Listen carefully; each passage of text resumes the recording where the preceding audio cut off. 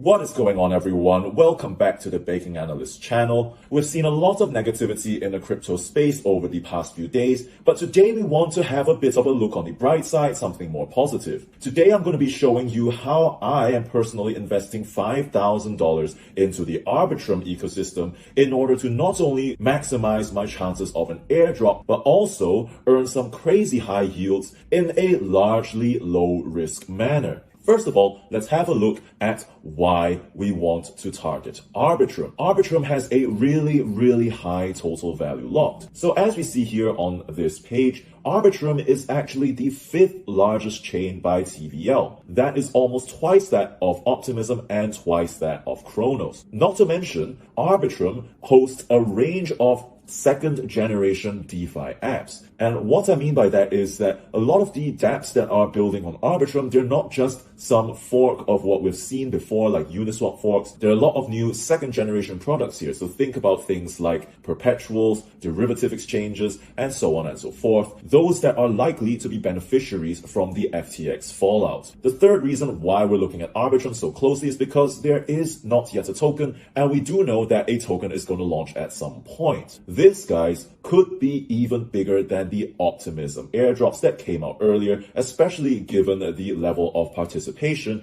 in the Arbitrum ecosystem, higher number of projects, and the higher TVL, meaning that demand for any new token is likely to be higher. So let's move on to the next part of the video, which is the part that you actually wanted to watch, how I am allocating $5,000 in the Arbitrum ecosystem. So let's first start with the overall allocation principle. So as you see, this is my actual portfolio. So I'm not yet going all in and bottom fishing, seeing as Contagion might still have some ways to go. However, I'm doing this on a 50-50 basis. So keeping about 50% in stables and 50% deployed in the markets, ready to take advantage of any upswing, while also still having cash or quasi-cash on the side to buy in if prices go even lower. Now, my account size is of an amount that I am willing to risk. So as with anything, do check your own risk tolerance before going any further. So let's now start with the lowest risk protocol, which is where we will be parking our stables, $2,500. So if this is something that you want to accumulate anyway, this does seem like a really crazy way in order to not only participate in the Arbitrum chain and qualify for any potential airdrop, also earn some really good yield. Now, there are some caveats to this. Of course, there is a fee on redemption of 2%, which does mean that at 53%